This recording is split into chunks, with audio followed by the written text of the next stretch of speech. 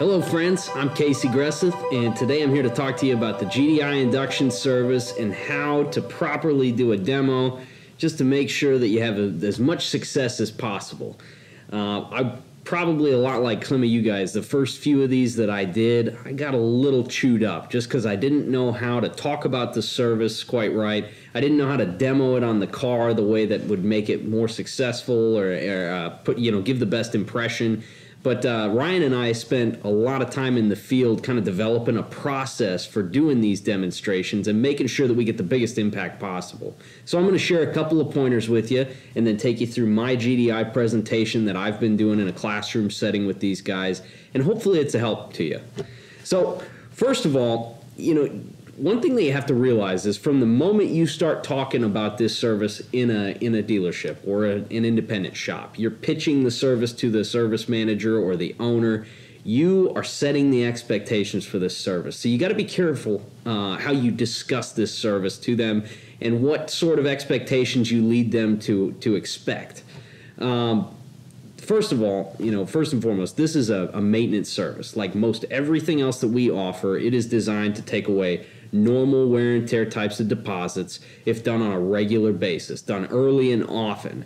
This is not a cure for extreme high mileage vehicles, vehicles that already have a drivability problem, vehicles that need to be manually cleaned. And this is not a service that is going to replace walnut blasting or whatever their soak cleaner is that they use for intake valves to get to a catastrophic point. This is merely a maintenance service. If a customer gets to that point, we clean them manually, and then we get them on a maintenance regimen with this service. We can keep them from being in that situation again. Number two, we can't clean valves instantaneously, and we don't really want to, okay? I'm sure you guys have seen a lot of these valves build very heavy deposits, right? And if we were in 20 minutes, in this 20-minute service, to send all of those deposits straight through the combustion process into the catalytic converter, it would be a recipe for disaster, okay? So this service is a safe and effective way of slowly cleaning those deposits off. Our goal with the service is not to remove intake valve deposits, it is to saturate those deposits with cleaner. Then over the course of the next 200 to 300 miles, the airflow and the heat coming up from the combustion chamber is going to slowly liquefy those deposits and allow them to move through the combustion process. Again, this is a safe and effective way of removing intake valve deposits. When you're talking to these guys, you got to focus your attention on more than just the valves. This is not just a valve cleaning service, and there's more at play here than just the intake valves. Think, for instance, about the combustion chamber. We know that piston top designs now have changed a lot. They have a bowl in them. Fuel is sprayed into that bowl at very high rates of pressure. It refracts off the inside of it. That's what gives us our fuel atomization. When that fills with carbon, we start to have drivability problems. We start to lose power and performance. We also know that these vehicles have a lot of ring deposit problems. We have blow-by. We have compression loss. We lose horsepower because of that. So there's a lot of other things that you can talk about in addition to the intake valves that will help you kind of position this as more than just a one-trick pony. Now, when it gets down to doing the demo, there's a couple of things that I found that really help to make it go well. Number one, I always demo the 4-part kit, which is the 6591. That is 201, 208, and 2 cans of 260. I always do it in conjunction with the performance oil change, so I'm getting 115 and 109 in there as well. From my perspective and from what I've seen in the field, this drastically increases your chances of having a good demo and one that leaves a big impact on these guys. Now, probably one of the most important aspects of making sure the demo goes well is selecting the right demo vehicle, okay? Because if we leave it up to them, what are they going to do? They're going to pull in, the parts delivery truck or some lube tech's, old Volkswagen with 120,000 miles or something that's already got an issue that they're trying to avoid pulling apart and cleaning. Guys, no problem cars, no high mileage junk, okay? You've got to really carefully select which vehicle you demo this service on. An ideal demo vehicle is 2012 or newer, a 4-cylinder, make it easy to get at the plugs, less than 50,000 miles, which is a big key factor. Always pick something less than 50,000 miles because, again, when they get to that catastrophic point, when we get too much valve deposits there, we're not going to be able to get a great cleaning result out of it.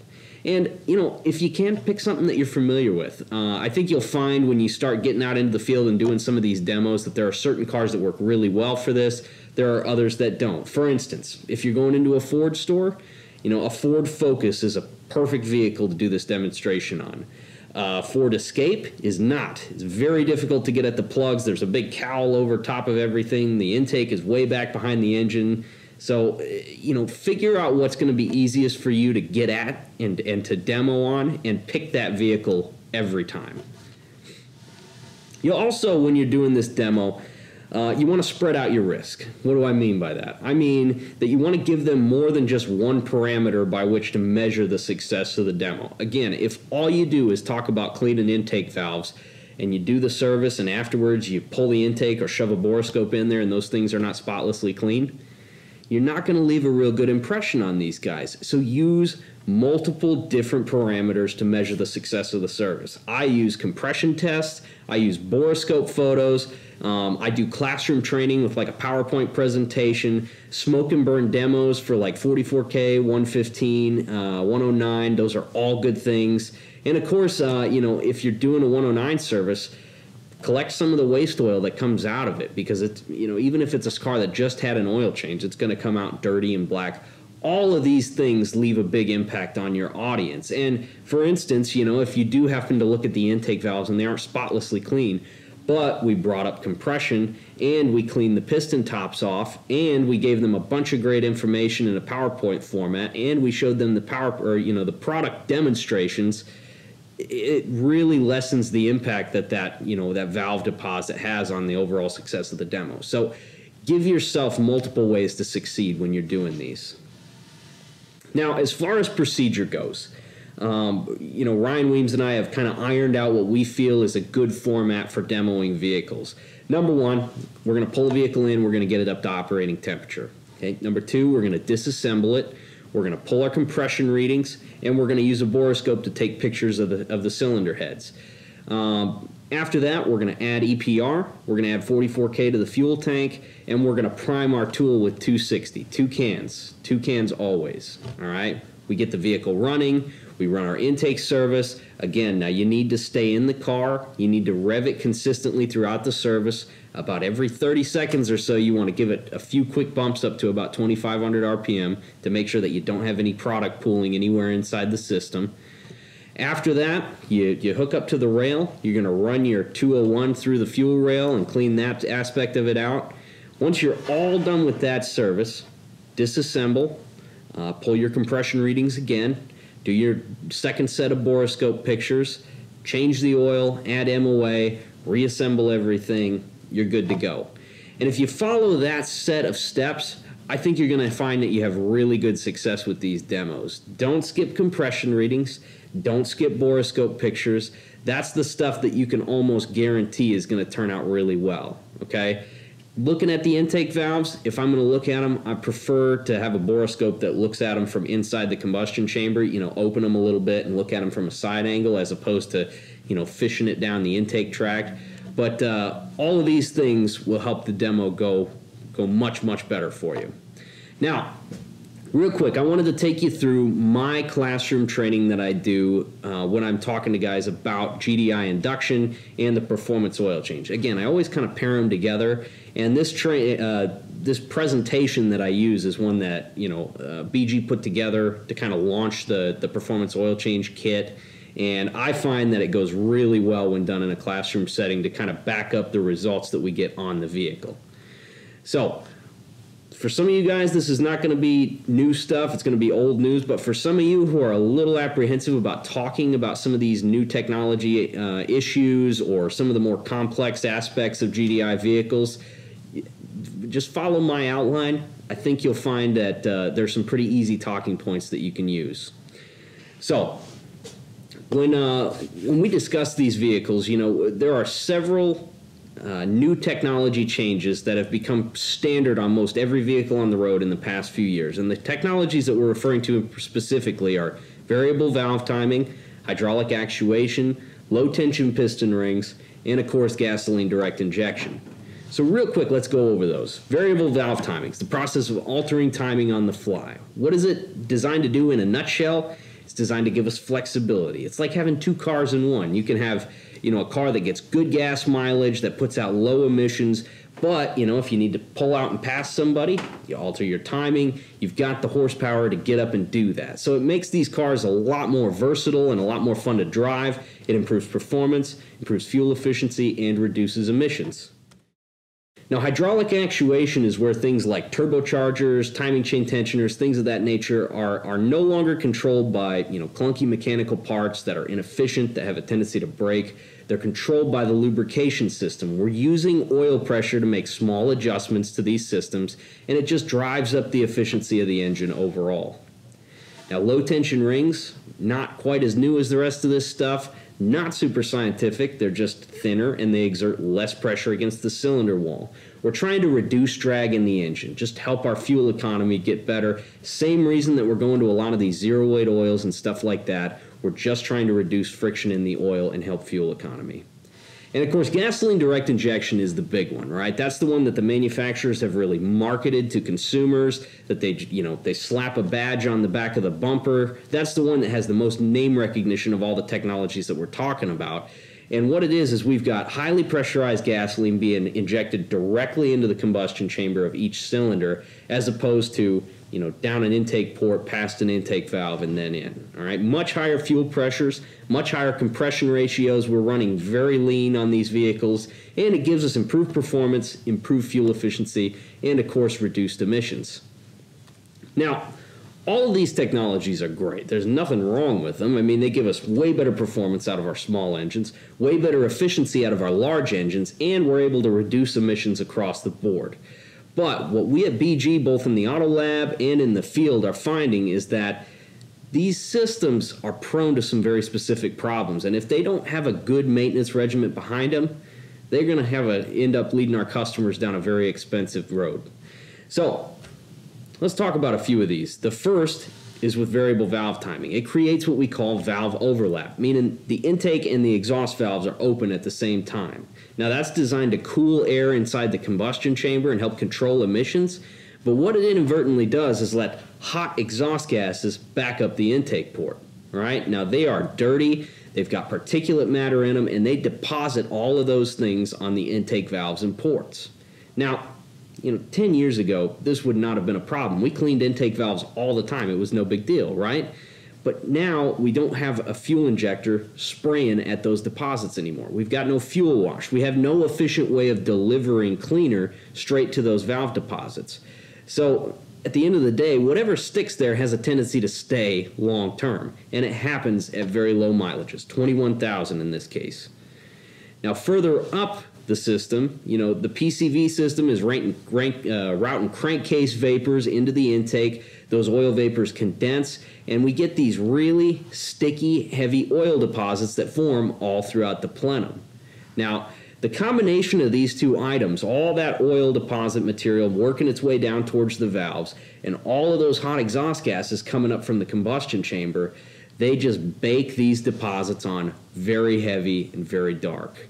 Now, the problem is that this happens at very low mileages, but it has a tendency to snowball, right? These deposits, they kind of create a landing pad for future deposit, and more material tends to stick to them over time. So we almost get kind of a coking effect, and when we get, up close to 30 or 40,000 miles, it's not uncommon to see big mounds of carbon just caked onto the valve stems and the valves themselves on these vehicles. Eventually, with all of that hot air hitting them, they get brittle, they start to crack, and when they start to flake apart, those little carbon molecules, they've got nowhere to go but down. So when we borescope the cylinder on a lot of these engines, what we find is tiny little pieces of carbon that are just riding up and down on top of the piston. And of course, carbon is hard, it's abrasive, and when moving back and forth in the cylinder like that, it has a tendency to really score up our cylinder walls. Again, very low mileages. 25,000 miles in this case on this F-150 EcoBoost. We take that up a notch to 55,000 miles on this Buick 3.6. Now we've got pretty significant cylinder wall damage. Okay. Now, you'd be surprised to know, but a lot of these deposits originate with those low tension piston rings. Again, like we said, they're thinner, they exert less pressure against the cylinder wall, and while that does help with fuel economy, it also has a tendency to make them very susceptible to oil deposits. And if there's one thing we know for sure, it's that customers are going very long intervals between oil changes, right? So as that oil starts to degrade, as it starts to oxidize, it leaves behind deposits on the ring landings. Those deposits cause the rings to stick, and we essentially end up with a bad seal between the combustion chamber and the crankcase. Oil is allowed to push its way up past the rings into the combustion chamber. Fuel is allowed to push its way down beneath the rings into the crankcase and compromise our oil. It creates a myriad of different problems, one of which is ash deposits. Okay, oil has got a lot of metal flakes in it. All the things that make it a good lubricant also create a lot of ash when it's burned. And that ash, it just ends up clogging up the substrate of the catalytic converter. So here on this 2012 Buick 3.6 liter, at 17,000 miles, you can see we've already got very significant ash deposits built up inside that substrate. Now, it also leaves a lot of carbon behind in the combustion chamber. So piston top deposits form heavy and dark at very low mileages. 2013 Jaguar 5 liter, 11,700 miles. You can see how much carbon is packed onto those pistons. Here we've got a 2013 Porsche 4.8 liter, 6,400 miles. Again, lots and lots of carbon on top of that piston top. Now our injector, it's inside the combustion chamber as well. It's subject to all of the same variables, and they have a tendency to build deposits really quickly as well. 2013 Kia 2.4, 25,000 miles. You can see how much deposits we have formed on that injector. 2013 Chevy Equinox 2.4, 34,000 miles, very heavy carbon deposits on those as well. And the list goes on and on. So I think you guys are picking up on the theme here. These new engines, while they are amazing, it's amazing what we can squeeze out of them, right? They are subject to deposit formation in a way that, port injected engines were never as susceptible. So, it's very important that we get a customer onto a regular maintenance routine to help eliminate these problems, and that maintenance routine starts with our new GDI fuel air induction service. Now, this service capitalizes on some of the success that we've already had with fuel induction services, which a lot of our customers have sold a ton of in the past, but it uses updated chemistry and updated equipment to deliver this product in a way that's a little more effective for these newer technology engines. So the first product that we're going to talk about is our GDI intake valve cleaner, okay? And this works in much the same way that our traditional intake cleaner did in the past, but a couple of key differences. Number one, this is a heavier weight cleaner, okay? Which means that it doesn't evaporate as quickly when it soaks into those valve deposits. That allows us to saturate them and keep that deposits wet and saturated long term over the course of the next few hundred miles. So when we take a look at a vehicle like this 2013 Equinox that we saw earlier, you can see that before we had extremely heavy carbon formation. We performed the service, we drove the vehicle for about 300 miles. Afterwards, we were able to completely remove almost 100% of those deposits. It does a very effective job over the course of the next tank of fuel getting rid of those deposits. Another example, 2015 Hyundai Sonata with 30,000 miles. Again, we did the service, we drove the vehicle for about 300 miles and then re-looked at the intake valves. As you can see, we removed a very substantial amount of that carbon from those valves. So again, this is not an instant cleanup service. It's not meant to take those deposits off in 20 minutes. But over the course of the next few hundred miles, it's going to do a really effective job of safely removing those deposits from the intake. Now we follow that up with our new fuel injection and combustion chamber cleaner. Now this is kind of similar to the rail cleaner that we have used in the past, but you have to remember that these new deposits in the combustion chamber, they're not just fuel deposits, they're oil-based, okay? So this cleaner is updated to specifically target those oil-based deposits and remove them in a way that's very effective as opposed to the old medium. Now we have a number of fittings that we've created to tap into these fuel rails and things like that. One thing that we have noticed over the past few years is that the manufacturers have consolidated their fuel fittings quite a bit, so it's easier and easier to tap into these things than it was in the past, which is just helps you guys save time. But, you know, this is an instant cleanup service. Unlike the valve deposit service, this one we are going to get instant results out of, and here we can see them. This 2013 Chevy Equinox, again, as you can see before, you know, the inside of that injector was completely caked with carbon. Afterwards, able to completely remove that stuff and allow it to spray freely again. We're also spraying cleaner directly down onto the piston top. So those trouble areas like the piston bowl where our fuel is refracting from, you know, when it fills with carbon, it can cause drivability issues. We're able to spray that directly with cleaner and just really quickly and effectively remove it and allow that vehicle to run the way it was designed to. Again, we follow it up with 44K, tank additive fuel cleaner, strongest one on the market, and over the course of the next tank of fuel, it's going to clean up anything that we missed during that service. So these three products are a really efficient way of removing valve deposits in a timely fashion, removing combustion chamber deposits very quickly, and just restoring the efficiency and specs of that vehicle. We recommend this service be performed every 15,000 miles as part of an annual maintenance routine. And if done so, you know, we can avoid that expensive manual cleaning procedure that our customers hate paying for and our technicians hate performing. Now, like I said, there is another aspect to these problems, and it is those piston rings. We have some crankcase issues to go along with our fuel system issues. And for those particular problems, we recommend our GDI Performance Service or Performance Oil Change. It consists of two products, EPR and MOA, Extended Life MOA, that are designed to remove deposits inside the crankcase and keep those components clean long term. Now, EPR specifically is an oil-based cleaner that goes in with the old oil before the oil change. We run the vehicle for about 20 minutes at 1500 RPMs, and it does a good job of melting down those deposits that have formed inside the crankcase, holding them in suspension in the old oil so that we can remove them and get rid of them.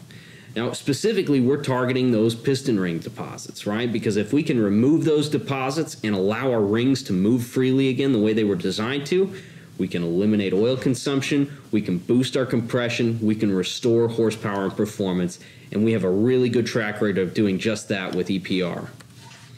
We follow that up with our new Extended Life MOA. Now, you're probably used to our old style MOA, maybe you've been using it for years. Both fantastic products. Regular MOA was really focused on preventing frictional wear inside the engine, which was a great thing. But as we said before, you know, customers are going longer and longer between oil changes, and our focus with the new Extended Life MOA, which is a full synthetic product, is to make sure that that oil lasts the entire length of the oil change interval. So this is really, it's an oil stabilizer. It helps prevent oxidation, helps prevent the breakdown of the oil, and by doing so helps to keep those components clean inside the engine. So if EPR is our cleanup product, Extended Life MOA is our Keep Clean product. That's why they work so well together. Now, to kind of reinforce what we're talking about here, we do a lot of performance testing in the field, and generally what we do is we'll pull compression on a vehicle, we'll run the service, and then we'll pull compression results again afterwards, and the results are usually pretty astounding. So here's a 2012 Mazda 3 2-liter, 36,000 miles. Here you can see with the blue lines are the compression on all 4 cylinders before we started the service. After the service, we're usually able to boost those compression readings by 10 to 15%, which makes a world of a difference if you have a vehicle that, you know, is prone to oil consumption, a customer who is going long time between oil changes, or, you know, any vehicle that has issues with compression loss or anything like that. Another example, here's a 2011 Chevy Traverse 3.6 liter, 28,000 miles. Again, blue line is our compression before the service, kind of all over the map. After the service, we were able to completely balance compression across the board. So guys, this is not mechanic in a can. It's not a bottle of magic. All we're doing is removing those ring deposits and allowing those rings to move the way they were designed to move freely and unrestricted. By doing so, we can boost compression and eliminate oil consumption. Now, this particular service, we recommend every 10,000 miles. And if a customer is willing to invest in that, to just add to their maintenance regimen with this performance oil change kit, we also offer a protection plan for them called Engine Assurance. And what Engine Assurance is protection for extended oil change intervals, specifically for those customers who are going 7,500 to 10,000 miles between oil changes. Now, it uses our new full synthetic extended life MOA, and it offers 3 tiers instead of 2 for getting customers into the coverage. Plan 1 is from 0 to 50,000 miles, Plan 2 is from 50 to 80,000 miles, and Plan 3 is from 80 to 100. Okay? So, if we can get a customer to use MOA every oil change, we can offer them up to $4,000 worth of coverage under Plan 1. If we get that first service done between 50 and 80,000 miles, we can give them $2,000 worth of coverage on Plan 2, and under Plan 3, we can give them $500. Now, if they use our EPR along with that extended life MOA every oil change, that coverage boosts to $6,000 under Plan 1, $3,000 under Plan 2, and $1,000 under Plan 3. So this is a great way to just kind of add to the value of what you're offering the customer, to keep that customer coming back to your shop for their oil changes because they want to maintain their engine warranty, and just to ensure that they have a completely trouble-free relationship with their car for as long as humanly possible. So guys, that's my GDI training, and again, take what you can of that and put your own spin on it, but hopefully that gives you an idea of a few ways to talk to the technicians and the advisors in your store about what we're doing to these vehicles. If you have any questions, any comments, concerns, any way I can help, you can email me at cgresseth@bgprod.com. And hope you guys have a lot of success with this service. Good luck to you, and have a great week.